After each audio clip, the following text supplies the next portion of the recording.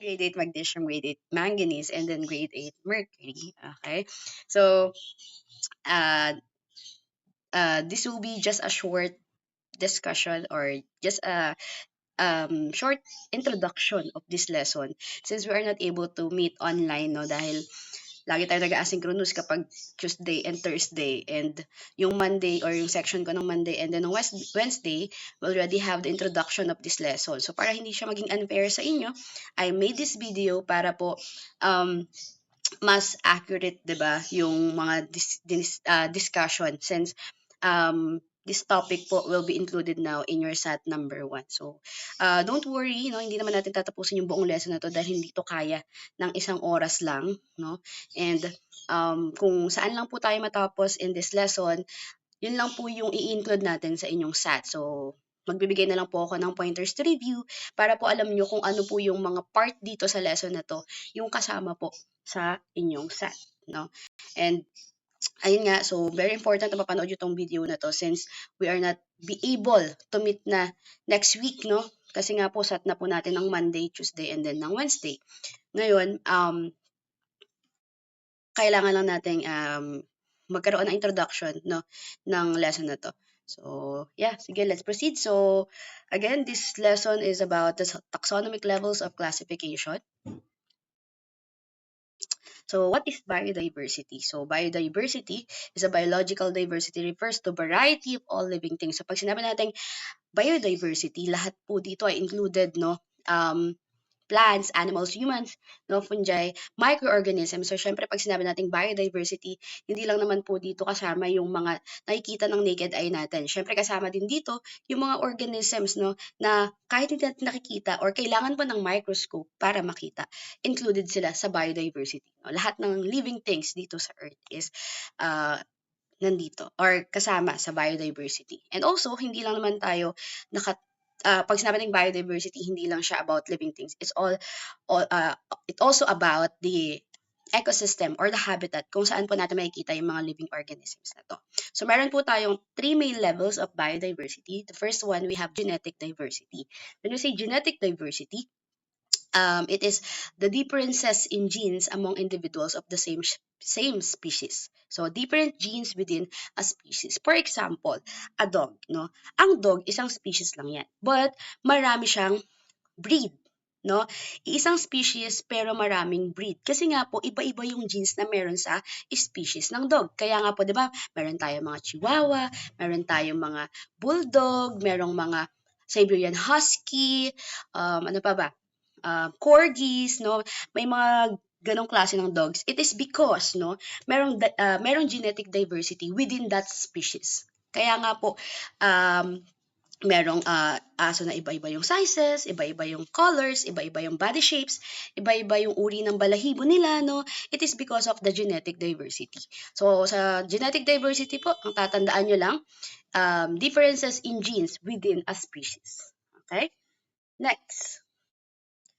Species diversity. When we say species diversity naman, it refers to the variety of different species living in an area.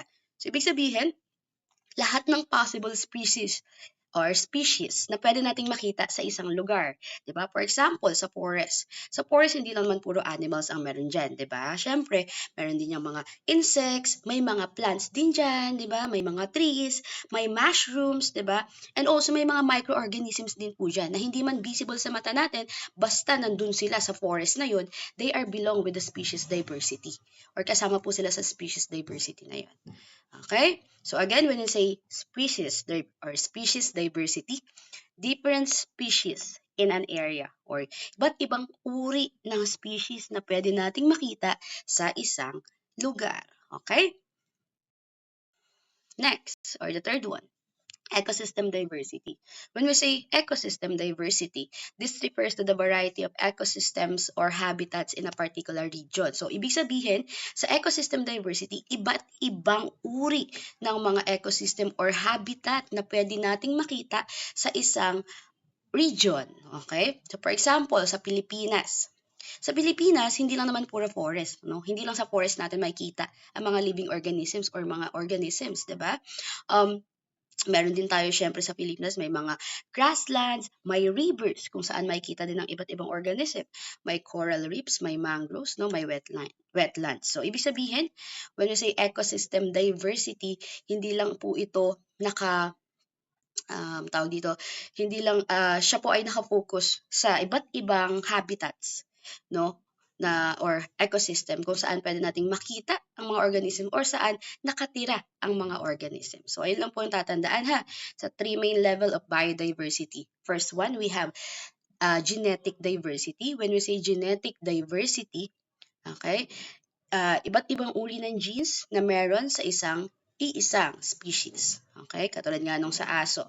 And then, second one is species diversity, no? Iba't ibang uri ng species na pwede nating makita sa isang area. For example, sa forest, syempre meron diyang plants, may trees, may animals, may insects, may microorganisms, diba? That is species diversity. And then when we say ecosystem diversity, this refers to ecosystem or habitats, no, na makikita natin sa isang lugar kung saan nandoon ang mga living organisms. Example nga niyan, forest, rivers, seas, grasslands, wetlands. So that is an example of ecosystem diversity. Okay po? So sana malinaw ang three main levels of biodiversity. Okay, now let's proceed with systematics. So systematic is a scientific study of diversity of organisms and their evolutionary relationships. Systematic is the bigger picture. It includes naming, grouping, and also studying their history and how they evolved. So dito po, sa systematic, sa science po, ang systematic, ito daw po ay pag-aaral no, sa mga organisms kung saan binibigyan nila ng pangalan, kinaklasify nila, ginugroup nila itong mga organisms na to. Pero, mas broader to kaysa kay taxonomy. Bakit siya mas broader? Kasi po, si systematic, ang ginagawa, hindi lang siya basta-basta nag-group or nag-classify. Ang ginagawa rin ni systematic, pinag-aaralan niya yung history ng isang organism, kung paano siya nag-evolve, or kung paano, or nakapokus po si systematics doon sa, tawag dito, doon sa organism kung paano nga siya nagsimula or saan siya nagmula. Okay, ganun po yung pinag-aaralan sa systematic. For example, para mas maintindihan nyo, sa systematic, syempre hindi lang basta kinaklasify or ginugroup ang mga organism. So dito po, pinag-aaralan din yung history or historical background ng isang organism para malaman kung paano siya nag-evolve, kung bakit ganyan siya ngayon. Okay, for example, sa chicken. Ang chicken noon, based sa study sa science or ng mga scientists, ang chicken daw po ay nag-evolve from dinosaur. No?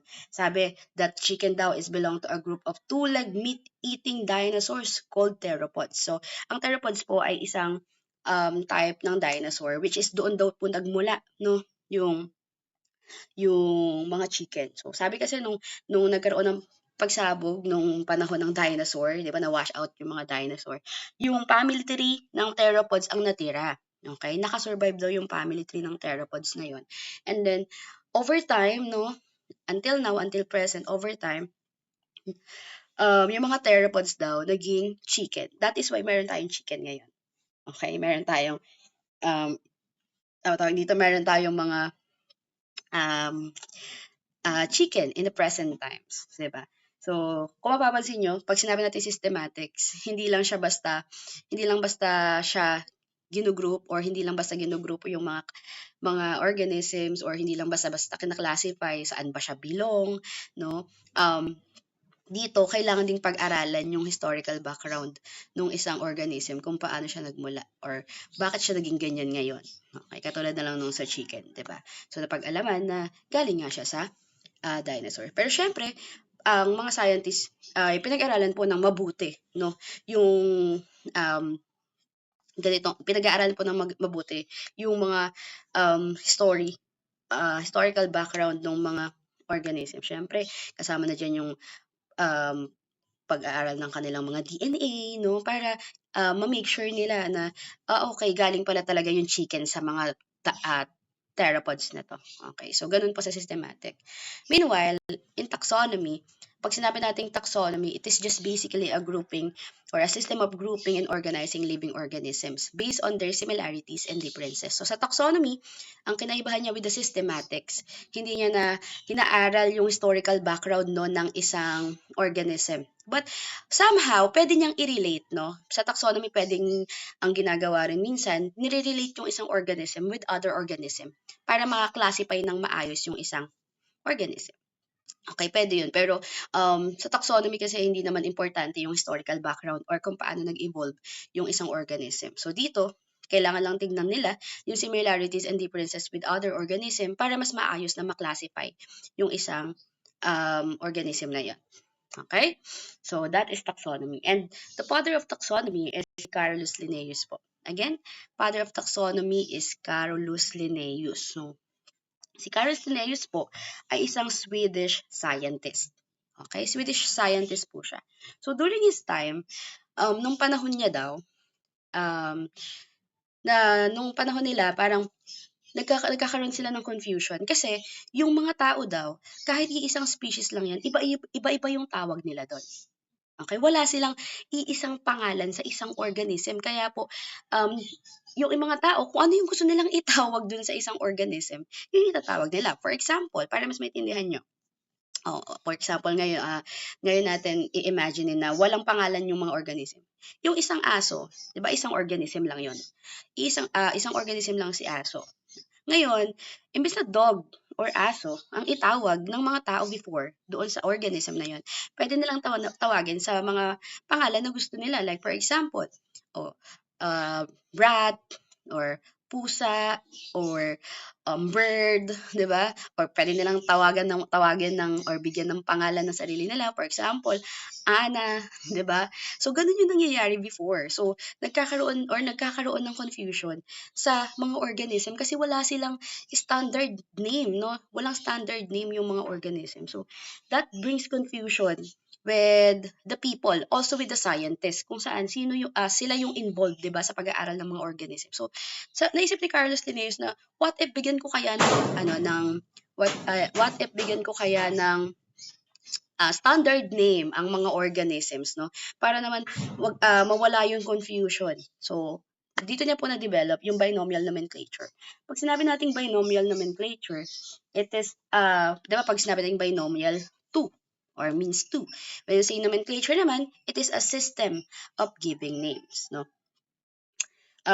So, nung panahon niya, sabi niya, nung dinevelop niya yung binomial nomenclature, binigyan niya ng scientific name ang mga organisms. 2-part scientific name. Again, 2-part. So, ibig sabihin, lahat po ng scientific name ng mga organisms natin ay palaging 2-word.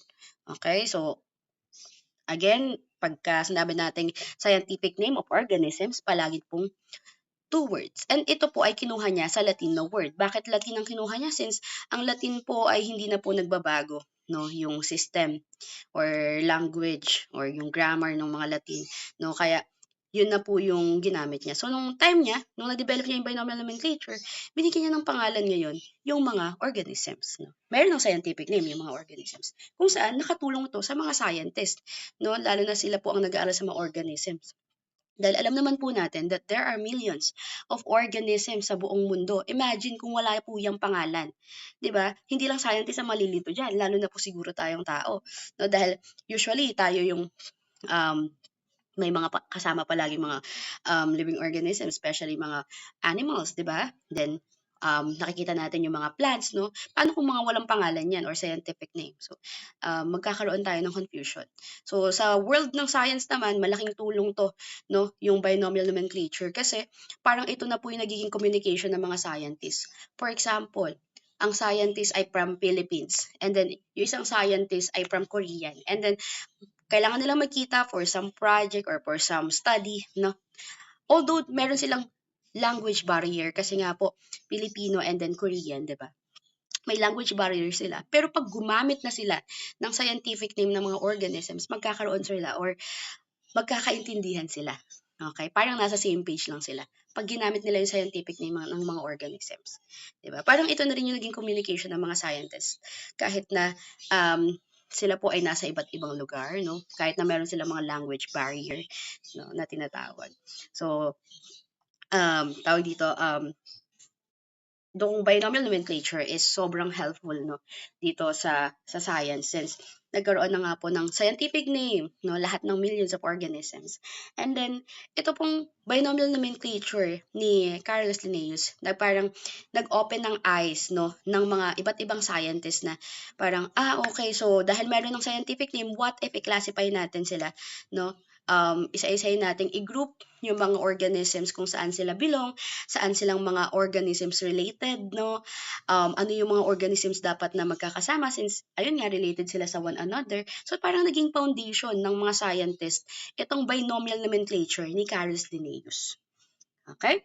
So ito po yung malaking ambag ni Carlos Linnaeus sa taxonomy. And then also the reason then, no, kung bakit po tayo merong inaaral ngayon na taxonomic levels of classification. Kasi po after nito, na-develop na po, no, yung 8 levels of taxonomy. Yun na nga po yung domain, kingdom, phylum, um, class, order, family, yun na po yun, yung 8. Okay? So ito example po to ng binomial nomenclature, yung Homo sapiens. So ang mga scientists, hindi na sila gumagamit ng mga common term na ginagamit natin. For example, tayo, hindi tayo gumagamit, ang ginagamit lang natin, di ba, is human, people, but scientists, ang tawag nila sa atin or ang ginagamit nilang term for human is Homo sapiens. Okay? For example pa, house cat. No, sa atin, tawag lang natin dyan, pusa, no, sa bahay, or alaga nating pusa, house cat, no? But sa scientists, ang tawag po nila doon is Felis catus. Okay? House cat. So, dahil ito po yung universal or standard name of a specific organisms. Okay, so ito po yung ating 8, no, na tawag dito, 8 na taxonomic levels of classification. So ito po yung ginagamit para po malaman kung saan po classified, no? Para tawag dito, para mag-group yung isang organism.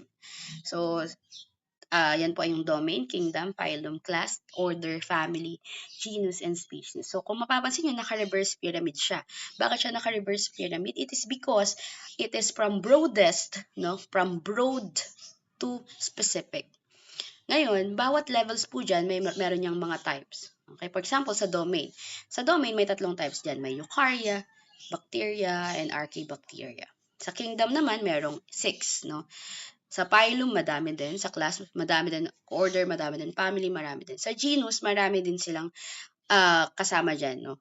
Pero, mas konti na compared dun sa mga nasa taas ni genus. And then sa species, kaya po siya tawag dito, kaya po siya maliit dyan kasi pag nasa species na po, isa na lang yung nandyan, yung mismong species na pinag-uusapan natin. For example, ito pong red fox. Si red fox daw, sa domain, siya po ay belong to domain Eukarya. Sa kingdom naman, siya ay belong sa kingdom Animalia. Sa phylum, siya po ay belong sa phylum Chordata. Sa class, siya naman po ay belong sa Mammalia. Order, siya po ay Carnivora. Family niya ay belong siya sa Canidae. Genus niya ay Vulpes. Species is Vulpes vulpes. So kung mapapansin nyo nga, habang bumababa or habang lumiliit, okay, yung ating pyramid, no, mas nagiging specific, no, mas umukonte yung kasama niya doon, or mas konti na yung mga species na related siya. Okay? So, kaya po, pa-reverse pyramid yan. So, dito po, si red fox, hindi yan tinatawag na red fox ng mga scientists. Ang tawag po nila dyan ay Vulpes vulpes. No? Yung scientific name po, ang ginagamit nila with the organism. Okay? So, introduction lang tayo ng domain, no? Para mas maintindihan nyo. Okay. So, ito hindi natin magagawa since tayo po ay naka-video. So, let's start with the domain. So domain is the highest taxonomic rank grouping organisms based on their fundamental differences in their cellular and genetic structure. So sa domain po, yung pinaka-broadest, siya po yung pinaka-malawak na part, no, ng atin pong taxonomic levels of classification. So dito po sa domain, ang ginagawa para malaman kung saan po classified or belong ang isang organism, ang tinitingnan po dito ay yung cellular and genetic structure ng mga organisms, no? So, kailangan nilang tingnan mismo yung cell, no? Para malaman, okay, saan ba tong belong or saan ba belong tong organism na to. So, ganun po yung ginagawa sa domain. So, meron tayong tatlong domain. We have bacteria, okay, domain bacteria, and then we have domain archaea, and then we have domain eukarya. So, unahin po muna natin si domain bacteria. Si domain bacteria po is a diverse group of single-celled microorganisms. Cells are prokaryotic, no true nucleus, found in various habitats, soil, water, inside other organisms, and play important roles in nutrient cycling, decomposition, and symbiotic relationships. So, diverse group of single-celled microorganisms, it is because ang atin pong microorganisms can be found everywhere, no? And alam naman po natin na kahit saan mayroong bacteria, hindi lang tayo aware dahil nga microorganism sila or kailangan ng microscope para po makita yung mga yan. And also, cells are prokaryotic. Pag sinabi nating prokaryotic, ito po yung tatandaan nyo with the bacteria or domain bacteria. Ang cells po ay prokaryotic or wala pong nucleus. No true nucleus. No? Yun ang tatandaan nyo with domain bacteria. So, single-celled lang to. Ito ay single-celled. Tandaan, single-celled. Walang nucleus or prokaryotic ang ating mga bacteria. Found in various habitats. So, pwede silang makita sa soil, water, inside other organisms. Bakit inside other organisms? Kasi po, meron ding bacteria sa loob po ng katawan ng iba't ibang organism. For example, sa tao, sa atin na lang, di ba? Meron po tayong bacteria sa loob ng katawan natin. So, kung matatandaan nyo, nung nag-discuss tayo about large intestine, about digestive system. Sa large intestine po, meron pong mga bacteria, di ba? Yung undigested food, nag-absorb ng water, dead cells, bacteria. Kaya nga po may amoy yung ating dumi. It is because of bacteria. Okay? And then, play important roles in nutrient cycling, decomposition, and symbiotic relationship. Bakit? Kasi po, ang mga bacteria, no? Parang tinatawag talaga silang nature's recyclers, no? They help return nutrients to the environment. So, paano nila ginagawa yun? Di ba binibreakdown nila yung mga dead organisms or yung mga waste? So, therefore, yung mga waste na yun or yung mga dead organisms na yun, dahil nabibreakdown na yung dead organisms, somehow, nagiging mga pataba sila or fertilizers with the plants, no? Doon sa kung saan sila kung nasaan yung dead organisms na yun. So, somehow, bacteria is beneficial, okay, with the relationship of plants and animals, no? So, alam naman natin that bacteria is harmful, no, with most of the organisms, but somehow, ang bacteria din, they play important role with our environment. Okay? And then next, bilisan na natin, eukarya. When you say eukarya, organisms with eukaryotic cells, no? Kung kanina, prokaryotic, ngayon naman po ay prokaryotic. No? Pag sinabi natin prokaryotic, ibig sabihin, merong nucleus yung cell ng organism na to. For example, cells with membrane-bound organelles and true nucleus. So, yun po yung tatandaan with eukarya. So, lahat ng organisms na belong with domain eukarya, ibig sabihin, may nucleus po ang kanilang cells, no? Katulad na nating humans, we are belong with the domain eukarya. Includes protists, fungi, plants, and animals, no? Contains both unicellular and multicellular organism. When we say unicellular, isang cell lang, okay? Made up of only one cell ang isang organism. Pero yung isang cell na to, it does everything na, like getting food, removing waste, no, reproduction, no. Yun yung function ng isang cell nila or single cell nila. But sa multicellular naman, no, katulad natin, humans, animals, we are multicellular. Ibig sabihin, we are made up of many cells. Like for example, blood cells, nerve cells, di ba? Muscle cells. That is an example of multicellular organism. Next, very diverse group with many different life forms. So, bakit very diverse? So, dahil po merong mga protists, may fungi, no? Hindi lang siya about plants and animals and humans, no? Siyempre, merong mga protists and fungi. That's why this group is very diverse. No? Tandaan, sa eukarya, they are eukaryotic. Ibig sabihin, yung kanila pong mga cells ay may nucleus. And then also, this includes a variety or diverse group of life forms. And then last one, we have the domain archaea, composed of single-celled microorganisms. So katulad din kay bacteria, single-celled din siya. So genetically and biochemically different from bacteria and eukaryotes. So kung kanina, si bacteria ay tawag dito prokaryotes din po si archaea. Pero syempre, genetically and biochemically different from bacteria siya. So meron pa rin silang pagkakaiba, no, ni bacteria, and known for surviving in extreme environment. So, si archaea kasi ang kinaibahan niya, 'di ba?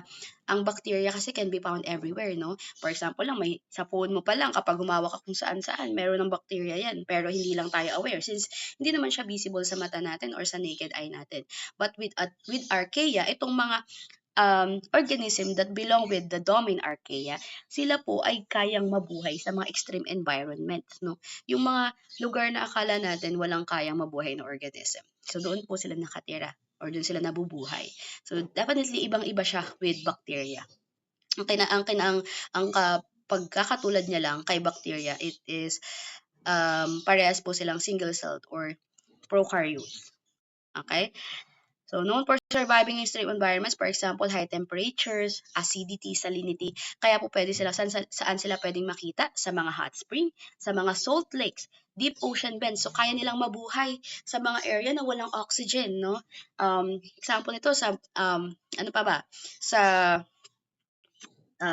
volcano, no? Kaya nilang mabuhay doon ng ganun-ganun lang. Kasi po, sila ay belong sa domain archaea. So, yun lang po yung tatandaan sa domain archaea. Although sila po ay katulad ni bacteria na single-celled and prokaryotes kasi wala naman silang nucleus, no? Yung cell nila walang nucleus. Ang kinaibahan niya lang, kaya nitong mabuhay, si archaea, kaya niya mabuhay sa mga extreme environments or sa mga harsh environment na tinatawag. Okay? So, yun lang po yung tatandaan with the domain. No? Meron tayong tatlo. Domain bacteria, domain archaea, and domain eukarya. So, ang tatandaan sa kanila, yung mga important characteristics ng mga organisms na belong with this domains. No? So, ang humans po belong tayo with the domain eukarya. Okay, para hindi kayo malito. Okay? So, hanggang dun lang muna. So, yung matitira nating mga lesson will be discussed with the remaining weeks, no, na magkakaroon tayo ng on-site, no, as long as kaya nating mag-meet, no, i-discuss na po natin to since introduction pa lang to, na nasa domain pa lang tayo, meron pa tayong 7 levels na pag-uusapan. Okay po, so ayun lang naman, sana mapanood ng maayos ang video na to and nakapag-take down notes, no, ng nakapag-take down notes kayo habang nakikinig. So, yun lang po. Thank you so much, grade 8. So, kung may questions po kayo or clarifications, pwede po kayong mag-message sa akin through Messenger. No? Thank you so much, everyone.